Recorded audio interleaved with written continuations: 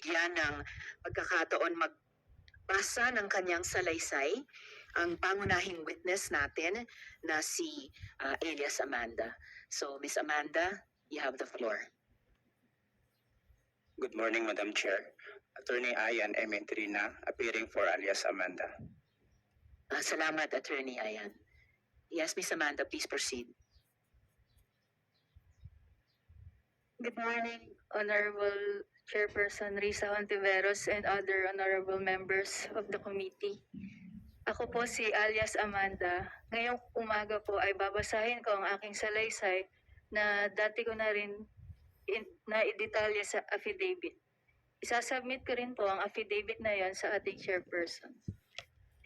Dati po akong full-time miracle worker ng Kingdom of Jesus Christ, the name above every name, ni Pastor Apollo C. Kibuloy. Gagamitin ko po ang abbreviation na KJC. Pinagsamantalahan ako ni Pastor Kibuloy bilang minor de edad na pinaniwala nila ako na hindi dapat questionin ang pagsasamantala niya dahil mali na questionin ng ama. Namulat po ako sa KJC ministry dahil sa aking ama na masugid na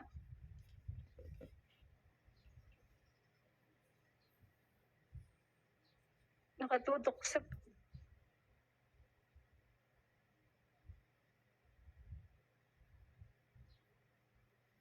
Okay lang po, Miss Amanda. Take your time po.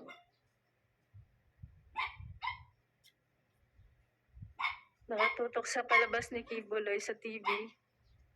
10 years old po ako nung naging full-fledged member ng KJC ang tatay ko sa aming city. Noong 2009, 12 years old na ako noon, sumisimba na kami sa KJC.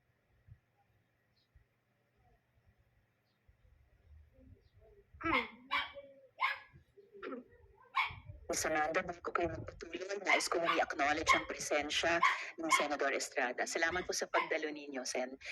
Yes, Miss Amanda, patuloy po.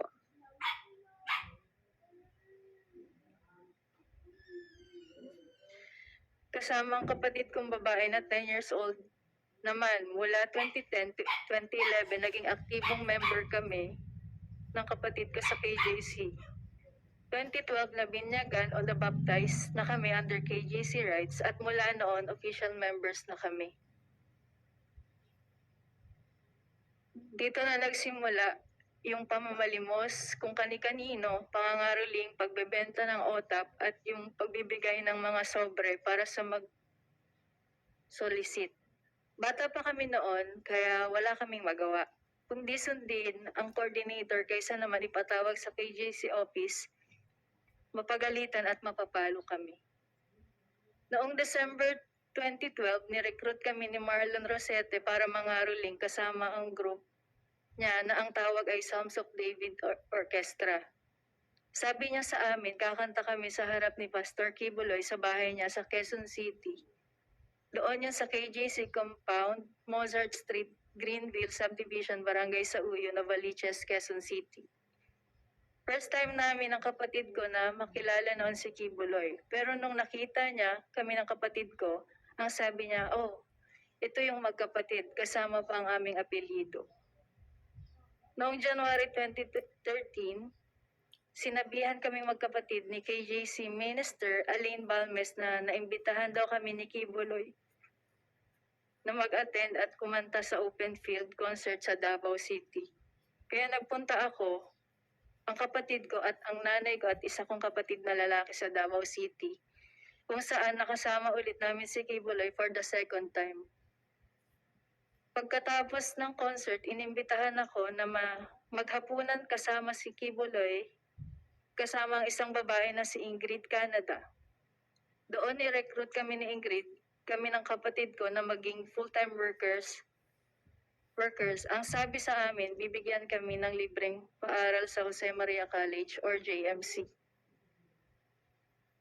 At magkakaroon ng allowance, may free board and lodging.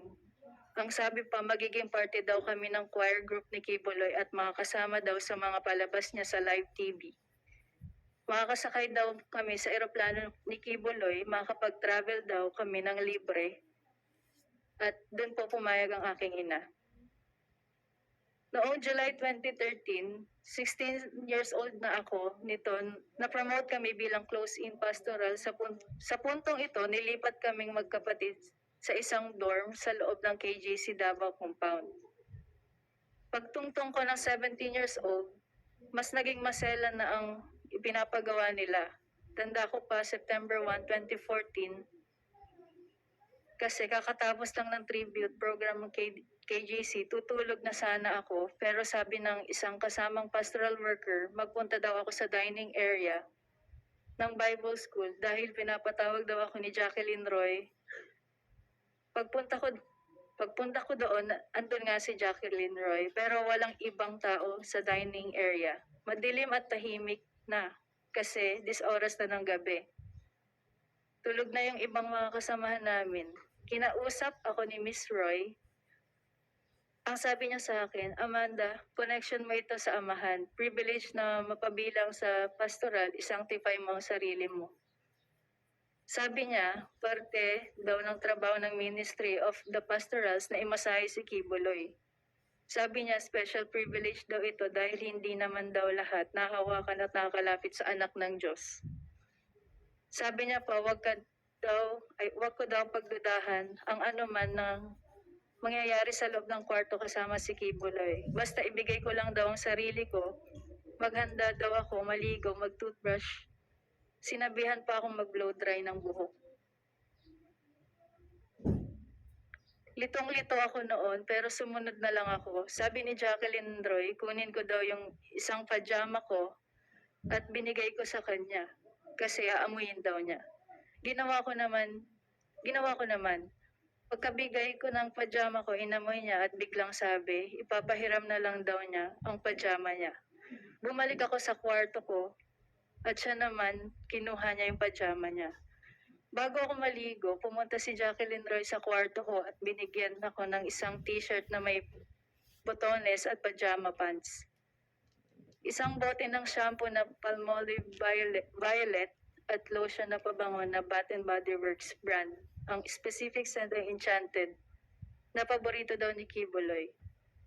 Hindi ko po talaga makakalimutan ng mga yan. Maligo na daw ako at magkuskus ng maayos. Hinihintay daw ako ni Jacqueline Roy sa kwarto ni Kibuloy.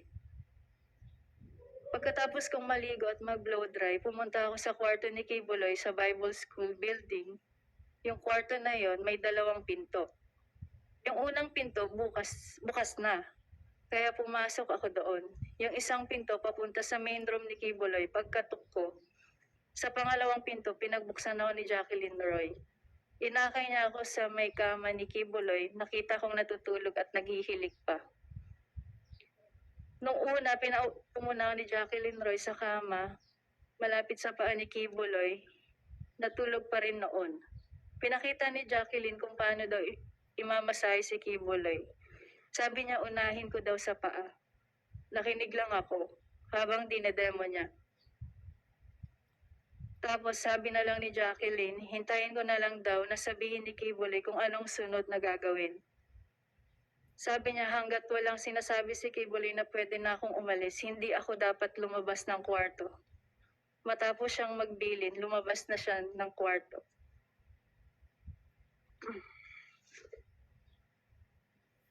Pagkaalis ni Jacqueline, sinimulan ko na yung pagmamasahe hanggang sa namasahe ko na ang paa at likod niya. Inaantok na ako that time kasi halos 1 a.m. to 2 a.m. na po siya. Gising na si Kibuloy nito tapos sinabihan niya ako na umupo daw sa gitna ng kama. Sumunod lang ako sa instruction, umupo ako na naka-cross legs. Nung itutuloy ko na dapat ang pagmamasahe, tumayo siya at umupo sa harap ko. Sinimulan niyang tanggalin ang butones ng t-shirt ko hanggang sa tuluyan niya tinanggal ang buong t-shirt ko. Sabi niya, tumalikod daw ako. Sumunod lang ako doon at tinanggal niya ang aking bra. Pagkatapos hinawakan niya ang balikat ko at hinila pahiga sa kama. Nung nakahiga na ako, pumaibabaw sa si Kibuloy tapos Tapos kahit pareho pa kaming nakapajama nun, kinikis-kiss niya ang ari niya sa ari ko.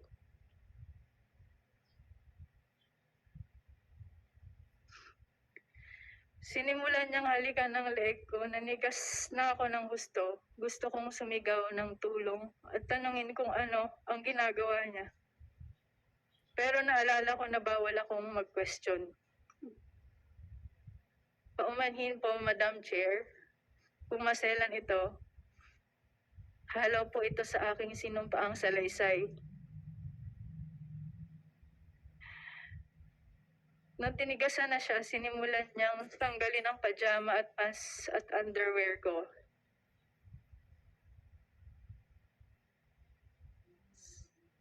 Sinipsip niya ang dibdib ko, tinanggal din niya ang pajama pants at brief niya na nanginginig na ang katawan ko sa takot at nakatitig lang ako sa kisame.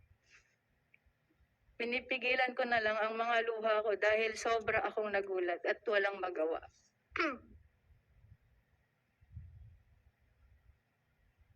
Pagkatapos ay tuluyan na akong pinagsamantala ni Apollo Kibuloy nung siya ay natapos na. Pumunta siya sa CR. Tulala pa rin ako, nakatitig lang sa kisame. At dito nagsimula na akong umiyak. First time ko kasi ito. Ang dami kong tanong pero inisip ko na lang para makampante na baka ito ang kalooban ng Ama sa buhay ko. Pagkabalik ni Kibuloy galing CR, inutusan niya akong magdamit na ulit. Umupo ako sa sulok ng kama at patuloy ang pag-iyak ko. Tapos tinawag ako ni Kibuloy. Sabi niya, Amanda, umiga ka dito sa tabi ko at matulog ka na. Natulog akong nakatalikod sa kanya pero niyakap niya ako at humawak pa sa dibdib ko. Pagdating ng alas 6 o alas 7, pinabalik na ako sa kwarto ko. Sinabihan niya pa ako, mamaya paggising mo ng maaga, huwag kang lalabas sa main na pinto. Doon ka sa likod sa garden. Tumango lang ako at sinabing, opo. Nais ko lang bigyan diin na minor pa ako noong nangyari ang mga ito. Mula noon ay inobserbahan ko na ang mga miyembro ng close-in pastorals. May isang pastoral lagi na maliligo, magbibihis at gagamit ng kaparehong shampoo at body wash na ginagamit ko. Tulad rin sa naranasan ko, babalik ang pastoral mga alas 6 o alas 7 ng umaga. Mula noon, gusto ko na talagang umuwi sa amin. Hindi ko naintindihan ng KJC ministry. Noong 2016, may misa sa open field sa loob ng compound ni Kibuloy. Habang nangangaral siya, hiniram ko ang telepono ng isa ko pang kasamahan at tinawagan ko ang nanay ko na saktong nasa airport noon. Napaiyak ako habang nagmamakawa sa nanay ko na balikan ako sa compound. Pagdating niya, napaiyak ako ulit. Nang hingi ako ng pamasahe kasi sabi ko, gusto ko nang umuwi at sabihin sa kanya ang mga totoong nangyayari. Pagkaalis ko sa KJC, pumunta naman ang nanay ko sa Davao City para i-rescue ang kapatid ko. Pinahirapan nila ang nanay ko.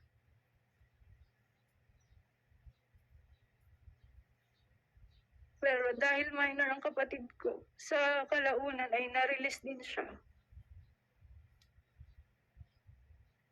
Ang masasabi ko lang, sobrang traumatic ng pinagdaanan ko sa loob ng KJC compound.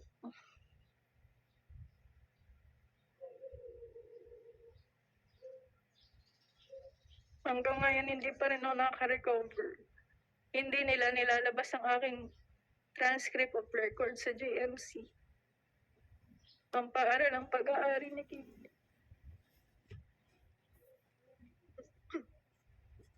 Dahil may utang daw kaming tuition, kami ng kapatid ko. Samantalang, una pa lang sinabi na nila na kami ay scholar. Nakipag-ugnayan na rin ako sa mga dating pastoral na hindi na rin kontaktado sa KJC. Ibinahagi din nila sa akin ang kanilang mga kakilakilabot na karanasan sa loob. Alam kong hindi lang ako ang minor de edad na biktima ng sexual harassment ni Kibuloy. Pinapasalamatan ko ang committee ito sa pagkakataong magsalita sa harapan ninyo ngayon. Thank you. At higit